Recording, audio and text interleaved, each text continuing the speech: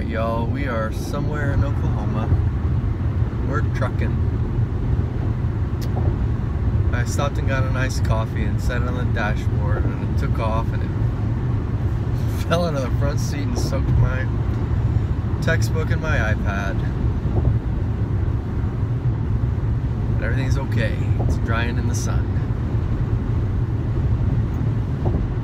So in these other two videos, Action Potential 1A and 1B, we reminded ourselves what an action potential is. It's an electrical signal. It's sent by a neuron, it's heard by another cell. An action potential, in order for an action potential to go, the cell membrane of a cell body of a neuron is depolarized, and that wave of depolarization spreads along the cell membrane of the cell body until it reaches a portion of the axon known as the axon hillock. I think that you guys should open your book and take a look at the diagrams as I'm explaining this, and get a little bit of visualization as you hear about it. But a wave of depolarization spreads. What that means is depolarization involves the membrane potential, or the difference in charge, becoming less different. The interior of the cell becomes less negative or more positive. It moves closer to a threshold. It moves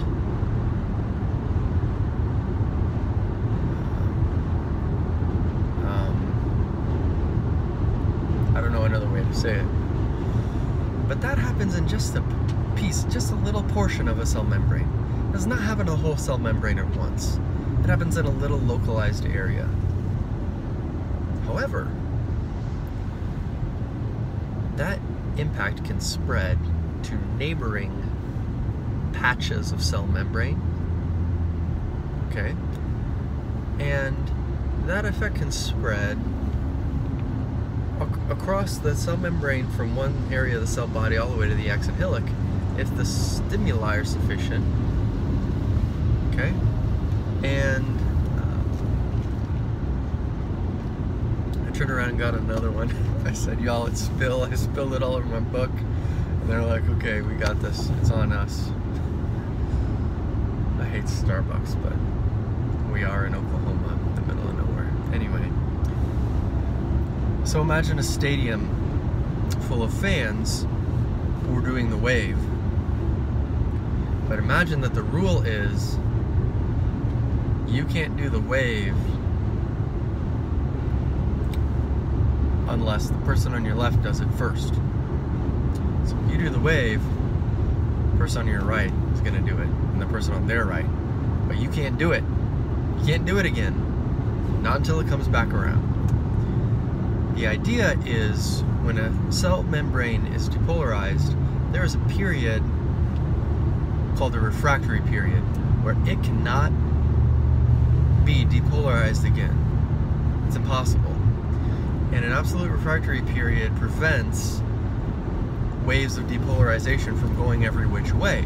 It allows for a wave to travel in one direction. It's a very beneficial property of the cell membrane because it spreads toward the axon hillock, and if it can reach the axon hillock, then the action potential will travel down the axon. And look at that figure. I don't have my book open right now because a different page is drying, but look at that figure where it's got the section of an axon and it's got positive and negative symbols. And it shows, here's red depolarization, depolarization, red, red, red. Upstream of it is in the refractory period. Because it's in the refractory period, it can't be stimulated again, and that's why the action potential travels in one axon, in one direction down the axon. Okay? It's very beneficial, it's very helpful, because otherwise it would be inefficient. You'd spend a lot of energy without accomplishing the goal, which is for that wave of stimulus to reach presynaptic terminal. So remind yourself that the presynaptic terminal is in the opposite end of a cell from the cell body, from the dendrites. It's separated from those structures by the axon, and the action potential travels down the axon until it reaches the presynaptic terminal. The presynaptic terminal has a few branches, and this is a specialized area of the cell where the cell membrane has a couple of unique and special protein channels, and the cytoplasm of that cell has some special secretory vesicles. These are membrane sacs, and inside these sacs are neurotransmitters. There are multiple types of neurotransmitters, and in fact, the type of neurotransmitter contained in the vesicles in the cytoplasm of a presynaptic neuron really dictates the function of that neuron. Because if you remember our conversation about a ligand-gated ion channel, you know that those ligand-gated ion channels are specific. They have a specific key for that lock. And a particular neurotransmitter will activate a particular ligand-gated ion channel. So the wave of the action potential travels down. It travels down the axon and it hits the presynaptic terminal. There, a series of events occurs that results in the neurotransmitter being released out of the cell via exocytosis.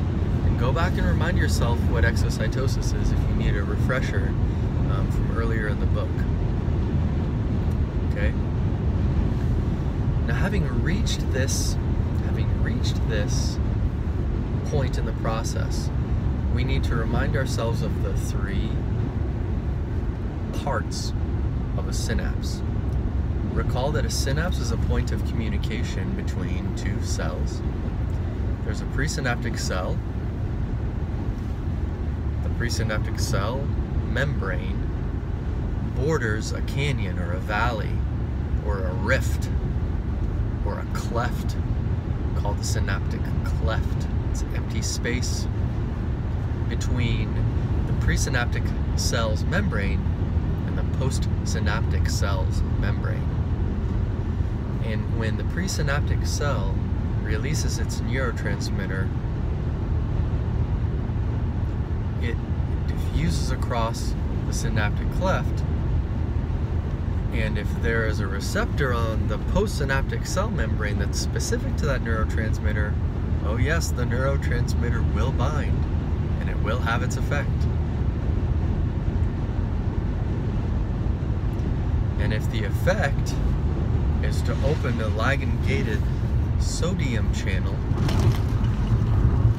then it'll happen and it'll open that channel, and sodium, which is higher concentration in the extracellular fluid, will rush into the cytoplasm of the postsynaptic cell. And recall that when that type of event happens, when a positively charged ion is dumped into the